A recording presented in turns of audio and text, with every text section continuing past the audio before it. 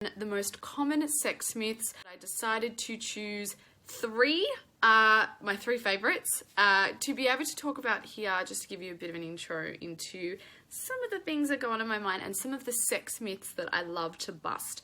Okay, so the first one is that monogamy is the default mode, or what we call the norm.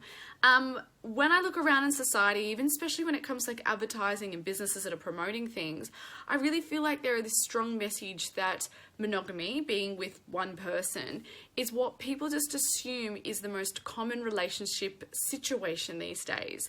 The problem is that when we are bringing up teenagers to explore the world of relationships, we never really give these options around being with multiple people. There's really drummed in these messages that you just choose one person. So I think it really starts early on, where maybe that was influenced by religion, but we actually need to be educating people about the different types of relationship makeups, so that when they become an adult, they get to choose what type of relationship that they are in, not simply be in one that they feel is the norm.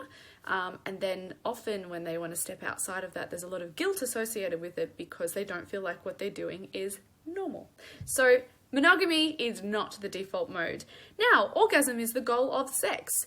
There seems to be a lot of pressure on people in general to have an orgasm during sex. I think what's important is that you can have an orgasm. So when I talk about this, I refer to the orgasm gap, which kind of looks at the fact that there are a lot of women that are having less orgasms than men. A lot of the reason being because that there is a lack of permission for women to take ownership of their sexuality and also understand their bodies and how they work. So on that aspect, I really would like women to be able to have as much orgasms as men. However, there's also kind of that side clause of you don't have to. And that's the same thing with men as well. I think there's a real masculinity associated with having orgasms during sex, but hey, it can feel really good, but often too, sex can feel really good without orgasms as well, and you can just be present in the moment. Okay, sex is just like it is on porn and TV, 100% definitely fake.